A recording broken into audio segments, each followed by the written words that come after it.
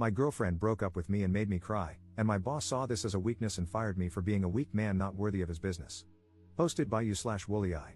Okay, so this happened about 2 hours ago. First of all, a little backstory. I'm a 25-year-old male living in Iran, which is a very crappy country to live in or be born in. Everything here sucks and is incredibly hard, including finding a job. I have been unemployed since COVID hit my country and just recently managed to finally find a job. COVID is still raging here since they won't vaccinate us, so most of the time we work from home. I was dating this girl for about 9 months, which I know isn't a long time, but since I'm leaving the country in a few months forever, I really invested myself in this relationship because we planned to leave together, and everything was going so smoothly. My anxiety was practically gone, and I was really happy after a really long life of being depressed. Yesterday, out of nowhere, she broke up with me and told me that she wasn't feeling the relationship anymore and that I'm a really good guy, but she doesn't want to hurt my feelings in the long run. This destroyed me, but I understood. I asked her to give us another chance, and she said no, it's better this way. She's a very honest person, so I believed her and left. I accepted the outcome, even though I immediately started crying. Anyway, today I'm still pretty bummed out, but I had to go to the office for a couple of hours, and my boss was there to help me, which was a big relief since I really didn't feel like working. I took a smoke break, got reminded of some memories, and started crying a little bit. I went back upstairs, and my boss immediately noticed I had been crying and insisted I tell him what happened, so I did. He looked me dead in the eyes and said, "Wow, you were crying over that? Such a weak person. I don't think you're a good fit for the company if that's the stuff you're worried about. I think you should leave." At this point, I started laughing because this was clearly a joke, right? Right? Wrong. He looked at me like I was insane and asked me to leave immediately. So, I packed up my stuff and did as I was told. Yesterday, I had a girlfriend whom I loved, a job, and a good future ahead of me. Now I'm just a guy who has to leave his country and everyone he loves because he was born in one of the worst places possible, and he's doing it completely alone and broken. Honestly, maybe boys shouldn't cry. Update 1 year 3 months later. I was contemplating not making this update because it's not the type of it all worked out in the end update, but since I promised one, here you go. When I created the original post, it was me shouting into the dark, and I didn't expect it to blow up, but it did, and you guys helped me through a lot of my anxiety.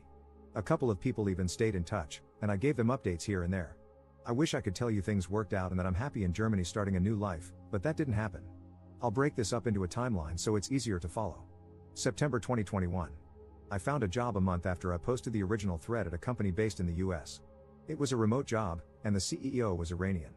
We were not documented, which is common because, most of the time, Iranian CEOs hire people outside of the US to pay them much less. This happens a lot. The pay was about $160 a month, and we had no benefits, but whatever, I was trying to save money to get out as soon as possible. March 2022. I started applying to schools in Germany and was confident I would get in because, a couple of years ago, my brother went through the same process and got in easily. I applied to 9 universities. A few rejected me because of my GPA, which is fair, and a few others accepted my application. At this time, my undergraduate degree wasn't ready because, in Iran, it takes a ridiculous amount of time and effort to get your degree. May 2022. A small protest happened outside my school in support of a girl who was sexually assaulted. Since the person who did that to her had a powerful dad, the girl got arrested, and he didn't face any consequences. Also, since no news outlet covered it, we all gathered to support her. Long story short, I was arrested and expelled, which resulted in me not getting my diploma. Naturally, a couple of months later, the 2 schools that had accepted my provisional application without my degree requested it. I couldn't provide it, so understandably, they had to move forward with other applicants. I also left my job because I realized we were being overworked for little to no money. Whenever we asked for a raise, they always found a way to avoid it. Honestly, the CEO had promised every employee that he'd help them move to the US at some point, which was obviously a lie. They just wanted us to work for them as much as possible until they could afford actual on-site employees. September 2022. Protests broke out, and I left Iran for a neighboring country because it wouldn't be safe for me. I was fairly active on social media about the whole situation, and a few thousand people followed me. 3 days after I left, they showed up at my house in Iran and tried to arrest me, but luckily, I wasn't there. If I go back to Iran, I won't make it past airport security. For the past 2 months, I've been trying to find a job, but I haven't been successful. I have a half-decent resume, but I keep getting rejected because of the country I'm in right now. I'm exhausted and out of options. I'm burning through my savings, and in a few weeks, I'll either be homeless or have to go back to Iran and get arrested. I'm in a really dark place and have little to no hope for what's to come. I miss my friends and my family. I just wanted a normal life. I know I'm being pathetic, and I didn't want to post this. I wanted something good to happen so I could update you guys with happy news, but everything keeps getting worse. This will probably be my last post on this matter and on Reddit. Sorry if I let you guys down. Second update 2 years 1 month later. First of all, I'm writing this here because I can't, for the life of me, figure out how to post on any of the previous subreddits without it getting removed. I don't think this will reach far, but to those who are interested, here we go. A couple of very kind Redditors reached out after my last post and helped me through those tough times, for which I will be immensely thankful forever. If it weren't for them, I'd either be dead or not where I am today.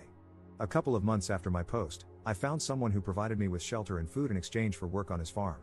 I also started tutoring his daughter, for which he paid me, and I saved up bit by bit. In the meantime, I managed to obtain my university transcripts from Iran, had them translated, and applied to 2 universities in Germany. I had little to no hope, considering where life had put me. I missed home, I missed family, but bit by bit, things were looking up. I got accepted into one of those universities, obtained my visa after 2 months, and now I'm in Germany. I did it. Finally. Now, I had the small problem of having to block 12,000 euros in a bank account to show that I could financially support myself. Obviously, I couldn't, and I only had a very tiny portion of that money. I did everything to get it, borrowing from whoever I could. It felt terrible to do so, but I just had to get somewhere safe. Also, the way that system works guaranteed that I wouldn't be able to pay it back soon, so it was a nightmare. But I got it done anyway. And now I'm in Germany. I do have a pretty dainty debt problem, but I am here nonetheless. In fact, I've been here for a year, studying, finding a place, making friends, and everything. Since I didn't speak a word of German and lived in a very small town, I only recently was able to find a job. The debt problem still remains, but otherwise, it's been great.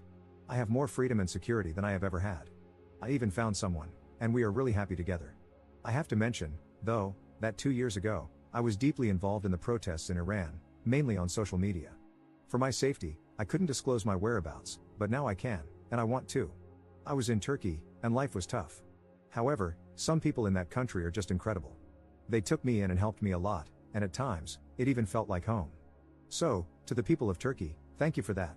I had to hide from the VIA, Iran's Ministry of Intelligence, because they wouldn't leave me be, and you really helped me with that. For my next chapter, not that anybody cares, I have decided to change everything and start from the ground up. I'm going to pursue politics and make real change happen because I don't want anyone to go through what I have. I know it's nearly impossible to achieve, but that doesn't mean I won't try. I really want to help my people, and that's going to be my life's purpose now. Being in debt is a little scary. I hope I can manage to get out of it. But hey, I survived far worse things, so fingers crossed, I hope I can manage. I want to thank the incredible people who helped me during this time, and I want to thank the person who reposted my post on r/best of Redditor updates. You are an absolute legend. Relevant comments. Commenter. I'm so glad the community was there to support him when he was going through such a terrible time. I can't even imagine living in a dark country during a dark time, thinking you were millimeters from getting out, only to have your girlfriend dump you and your job let you go, killing any chance of a quick escape. It must have seemed insurmountable at the time, and he could have taken a path he couldn't come back from, but finding support here helped him mentally move forward. This can be a brutal place, but in cases like this, where someone has no one to vent to or express themselves to, I'm glad we're here to be the void that supports and answers back in times of need. Ops response. Honestly, it feels really good when you see empathy in others. I don't want to be dramatic, but I hadn't known a good night's sleep for years before I came here. The first day I arrived in Germany, I think I slept for 14 hours in just one day. I slept so much in the first week, and I didn't even know why. It wasn't until later that I realized how exhausted I was from years of trauma. Commenter 2. Second generation immigrant here. Life is never easy for immigrants. I saw how tough it was for my parents, who fled their birth country and became war refugees, but with enough determination, they made it work. Things will improve as long as you're willing to make the effort. You'll probably have to spend more energy than local residents, have fewer opportunities, less of a safety net, and fewer chances to fail. That's reality. But your previous experiences have likely made you more resilient and given you adaptation skills that your peers may not have, so make the best out of the cards life has dealt you. From a practical point of view, do you have a concrete plan for building your future life? Do you have a financial plan to sustain yourself in the foreseeable future? What would it take to gain long-term residency or citizenship in your new country? Good luck. Ops response. That is great advice indeed. For now, I plan on studying and graduating from university. I'm trying to make connections, as I know finding a job is not the easiest task in Germany. However, I am putting every extra hour I get into writing against the regime in Tehran. The minute I get a chance to return safely, I will go back to Iran to pursue real change. I have grown so much since my first post about my country. I used to hate it and hate the fact that I was born there, but now it's completely different. I am writing to people of all ages and beliefs in Iran to try to have an impact, and fortunately, a decent number of people listen. I hope to grow from there.